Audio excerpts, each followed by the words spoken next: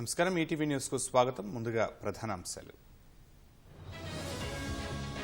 PM Kisan నిధులు విడుదల, రైతుల ఖాతాల్లోకి 20,000 కోట్లు. గంగా హారతిలో పాల్గొన్న మోదీ మూడోసారి గెలిచాక వారణాసి పర్యటన. ఏమాత్రం నిర్లక్ష్యం ఉన్నా పరిష్కరించాలి, నీట్ వివాదంపై సుప్రీం సీరియస్. అభిమాని హత్య కేసులో ట్విస్ట్, దర్శన్ మేనేజర్ ఆత్మహత్య. రాహుల్ వయనాడును వీడటంపై రగడ, భాజపా కాంగ్రెస్ మాటల యుద్ధం. ఎన్డీఏ నేతలు టచ్ లో ఉన్నారు, మోదీ సర్కారు మనుగడపై రాహుల్ సందేహం.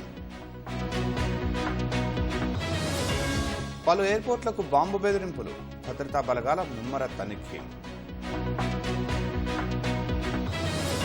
స్టాక్ మార్కెట్లలో లాభాల మూత, జీవితకాల గరిష్ట స్థాయిల వద్ద సెన్సెక్స్, నిఫ్టీ.